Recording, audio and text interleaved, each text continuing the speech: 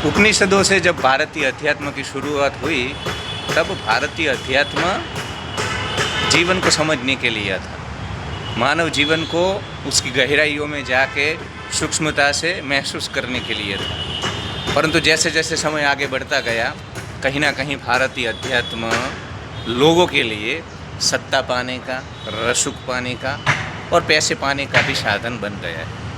Description में मैं आपको एक वीडियो डाल रहा हूँ जिसमें एक छोटा बच्चा है अभिनव अरोरा करके, उसकी यूट्यूब चैनल की पूरी लिंक मैं डिस्क्रिप्शन में दे रहा हूँ।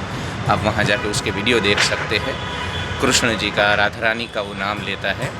हमें उसके प्रति कोई द्वेष नहीं है, प्यारा बच्चा है, छोटा बच्चा है।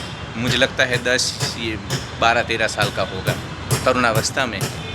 परंतु चिंता का विषय यह है कि क्या इस उम्र में इंसान जीवन को समझ सकता है, आध्यात्म को समझ सकता है, जीवन की गहराइयों के, जीवन के उन सभी पहलुओं को समझ सकता है जो वो 40 का होता है, 50 का होता है।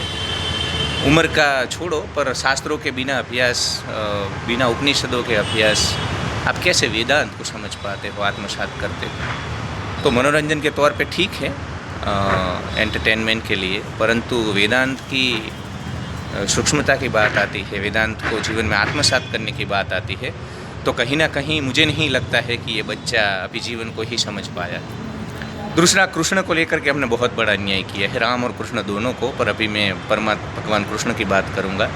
कृष्ण जिसने शिशुपाल का वध किया, जिन्होंने सुदर्शन उठाया, जिन्होंने द्वारका नगरी बनाई, जिन्होंने उस समय के बड़े बड़े सभी असुरों का संहार किया, समाज में शांति की स्थापना की, उसको सिर्फ हम लड्डू गोपाल और राधा रानी, वृंदावन, इस प्रकार के ही कल्ट बना करके उसके बड़े तत्वज्ञान को, उसने वास्तव में क्या कहा है, हमें क्या मैसेज दिया है, उसने हमें शौर्य का, पौरुष का, उसने हमें बोला है कि लड़ना होगा, जीवन युद्ध है, जीवन के युद्ध में सभी आपके खिलाफ हो सकते हैं, आप बस अपना 100% दो, लड़ो, अन्याय के सामने लड़ो, तभी शांति की स्थापना हो सकती है। तो ये भी बात है। और दूसरा, वो अभी उसकी पढ़ने की, लिखने की, कूदने की, खेलने की उम्र है, और उसमें कहीं ना कहीं उसके माँ बाप उसको ये सब चीज़ों में डाल करके उसी के ही भविष्य के ऊपर प्रश्नार्थ खड़ा कर रहे हैं। तो बच्चा है, हमें कोई द्वेष नहीं है, परंतु आप देखो डिस्क्रिप्शन में उसके चैनल में जाके आप देखो, वो स्कूल शायद नहीं जाता होगा और इसमें ही अपनी करियर बना रहा है। तो बिल्कुल ऐसी चीज़ को प्रोत्साहित नहीं करना चाहिए। अभी उसकी पढ़ने की, जीवन को समझने की उम्र है। जब वो शास्त्रों का अभ्यास कर ले, जीवन का अभ्यास कर ले, साधना कर ले, ध्यान कर ले, जीवन मुक्त हो जाए, उसके बाद कुछ बात करे, उसकी फिर कोई कीमत होगी। धन्यवाद।